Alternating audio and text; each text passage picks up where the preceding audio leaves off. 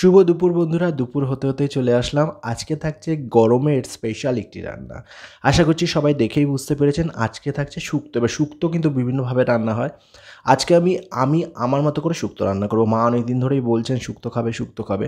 তো পাশের বাড়ি থেকে বৌদি দিয়েছিলেন আজকে হচ্ছে সজনে ডাঁটা বেশ অনেকগুলো। মানে বৌদির যিনি ননদ উনি ওনার বাড়ি থেকে গাছ আছে সেখান থেকে পেড়ে নিয়ে এসেছিলেন। তো বৌদি বলল, "তুই কি নিবি?" আমি বলছি, "হ্যাঁ, একদম নেব না কেন?" তো সজনে ডাঁটা দেওয়া মাত্রই মনে পড়ে গেল যে আজকে তাহলে একটু শুক্তোই করি। মাও শুক্তো খাবে খাবে বলছিল অনেক দিন ধরে।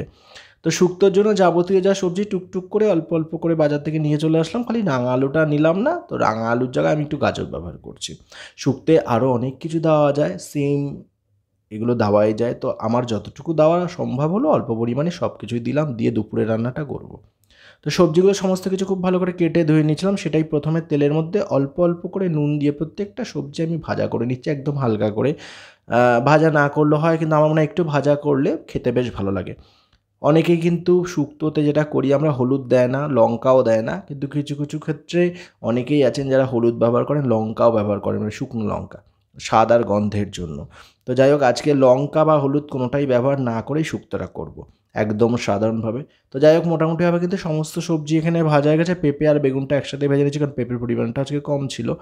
ওই তেলের মধ্যে পাঁচফোড়ন দিলাম, দিলাম দুটো তেজপাতা। এবার ওর মধ্যে সামান্য একটু জল দিয়ে দেবো। একটু রান্নার পদ্ধতিটা একটু আলাদাই হচ্ছে, কিন্তু খেতে ভীষণ ভালো হয়েছিল। যেহেতু গরমের সময় শুক্তোর ঝোলটা কিন্তু দারুণ লাগে। তো জল দিয়ে সর্ষে বেটে রেখেছিলাম, সাদা সর্ষে সামান্য পরিমাণে, সেই সর্ষে বাটাটা দিয়ে দিলাম একটু স্বাদ অনুযায়ী নুন, বেশ কিছুটা চিনি দিয়ে একটু যখন ফুটে উঠবে, সমস্ত সবজি যেগুলো ভেজে রেখেছি সেগুলো একসাথে দিয়ে দেবো, দিয়ে নেড়েচেড়ে আর পাশাপাশি ওভেনে আমি দুধ গরম করে নিয়েছিলাম। 10 টাকার যে লিকুইড দুধ কিনতে পাওয়া যায় সেইটাই 1 প্যাকেট দিয়ে দেবো, আর সাথে একটু জল অ্যাড করব। তো দুধটা খুব ভালো করে ফুটিয়ে আমি একটু ঠান্ডা করে নিয়েছিলাম। সেই দুধটাই আমি এখন ওপর থেকে দিয়ে দেবো, সাথে দিয়ে দেবো সামান্য একটু জল। তারপর ফুটতে সময় দেবো। যখন মোটামুটিভাবে সেদ্ধ হয়ে আসবে, ব্যাস শুক্তো রেডি। আর হ্যাঁ, শুক্তো করছি, বড়ি দেবো না সেটা কী করে হয়? পাশাপাশি ওভেনে আমি হালকা করে বড়িগুলোকে ভেজে নিচ্ছি। বড়িগুলো আমাদের বাড়িতে একজন কাকু আসেন, উনি দিয়ে যান। বড়িগুলো মোটামুটি ভালো। তো বেশ ভালোই লাগে, মানে দোকানের কেনা বড়ির থেকে এই বড়িটা বেশ ভালো। তবে আমি ভাবছি কদিন ধরে বাড়িতে একটু বড়ি দেবো, আর সেটা আপনাদের সাথে অবশ্যই শেয়ার করব। তো বাড়ির বড়ি যখন অবশ্যই ভালো হবে খেতে, আর সমস্ত কিছু ঠিকঠাক দেওয়া হবে আর কি। তো যাই হোক, মোটামুটি ফুটলে তারপর বড়ি দেবো। বড়িগুলো হালকা করে এখানে ভেজে নিচ্ছি, ফ্লেমটা কম করে তেলের মধ্যে। আর একটুখানি আদা ঘষে নিয়েছিলাম, তো সেই আদা ঘষাটা এর মধ্যে দিয়ে দেবো। একটা অন্যরকম গন্ধ আসবে আর স্বাদ বেশ ভালো আসবে। তো দুধ তো সবাই ব্যবহার করি না আমরা, সেই ক্ষেত্রে আদা ঘষেও কিন্তু আমরা রান্না করতে পারি, বেশ ভালোই লাগে খেতে। আজকে আমি একটু দুধ অ্যাড করে দিলাম। দুধটা পরিমাণে বেশি দিলে ভালোই হতো, তবে হ্যাঁ, যাই হোক, দুধটা বেশি দিলাম না, অল্প দিলাম। দুধ আর জল প্রায় সমান সমান দিয়েছি। এবার সেদ্ধ হয়ে গেলে তারপর বড়িগুলো দেবো, দিয়ে বেশ কিছুটা সময় ফুটিয়ে নামাবো, সেটাই ভেবেছিলাম।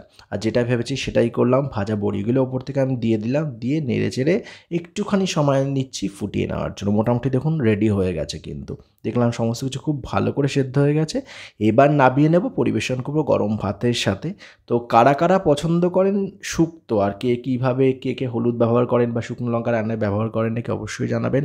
কারণ আমার পাশের বাড়ি যিনি বৌদি আছেন, ওনাদের বাড়িতে নাকি ওরা শুকনো লঙ্কা গুঁড়ো বা বাটাটা ব্যবহার করে এই শুক্তোতে। তো যাই হোক, আজকে লঙ্কা ছাড়া, হলুদ ছাড়াই শুক্তো যেভাবে হয় সেভাবেই রান্না করলাম। পোস্ত দিলাম না, পোস্ত ছাড়াই করলাম। আপনারা চাইলে একটু পোস্ত বেটেও দিতে পারেন, বেশ ভালো লাগবে। তো খুব সাধারণভাবে গরমের জন্য তৈরি করে নিলাম দুধ দিয়ে পোস্ত, শুক্তো। তো কেমন লাগলো জানতে ভুলবেন না। ভালো থাকবেন, সুস্থ থাকবেন, সাবধানে থাকবেন। রান্না একদম রেডি। দেখা হচ্ছে নতুন পর্বে। টাটা।